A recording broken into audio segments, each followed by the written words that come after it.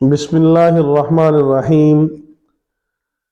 Dear viewers, محترم سامعین و ناظرین، میں ہوں حکیم حافظ بلال، حافظ دواخانہ سے۔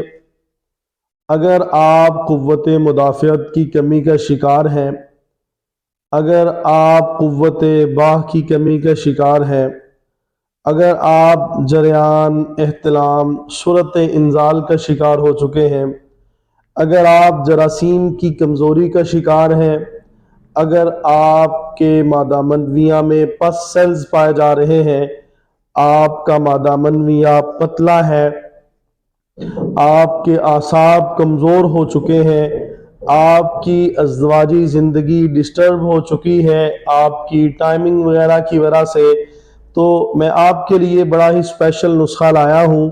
خیر الناس من ینفع الناس، لوگوں میں بہتر وہ ہے جو لوگوں کے لیے نفع مند ثابت ہو۔ اس نیت کے تحت میں بڑا ہی کامیاب اور شاندار ایک شاہی معجون کا نسخہ آپ کے گوشۂ گزار کرنے لگا ہوں۔ اس نسخہ اس کے علاوہ بھی سینکڑوں فوائد ہیں، مگر ویڈیو کی طوالت کی وجہ سے میں مزید فوائد بیان کرنے سے قاصر ہوں۔ نسخہ نوٹ فرما لیں۔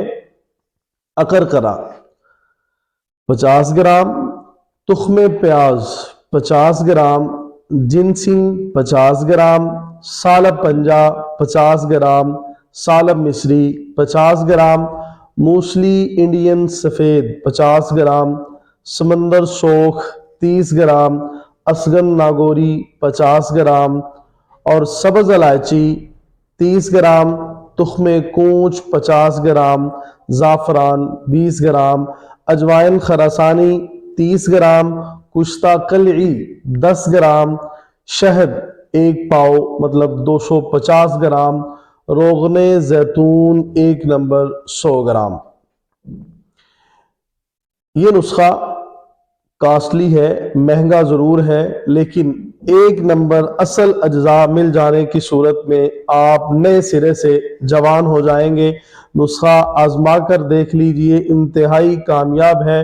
نظام انہضام کے لیے، پوری باڈی کے لیے اس نسخے کا بڑا اچھا ریزلٹ ہے۔ یہ بڑی ہی اچھی معجون ثابت ہوگی آپ کے لیے۔ آپ کے جراثیم پورے ہو جائیں گے، ازدواجی زندگی بہتر ہو جائے گی، ٹائمنگ آپ کی مرضی کی ہو جائے گی، آپ کا مادہ منویہ گاڑھا ہو جائے گا، آپ کے مادہ کا کلر وائٹ کے علاوہ اگر کوئی اور ہے تو وہ بھی اولاد کے نہ ہونے کا سبب بنتا ہے۔ وائٹ کا مادے کا کلر بھی وائٹ ہو جائے گا، پس سیل بھی ختم ہو جائیں گے۔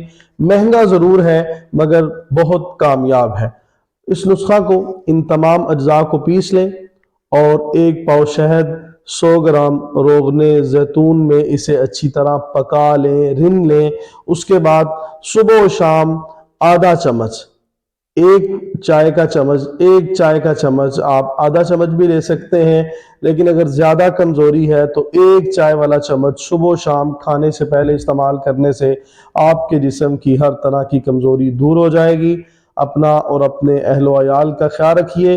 مجھ ناچیز کو اپنی دعاؤں میں ضرور یاد رکھیے گا۔ جزاکم اللہ خیر۔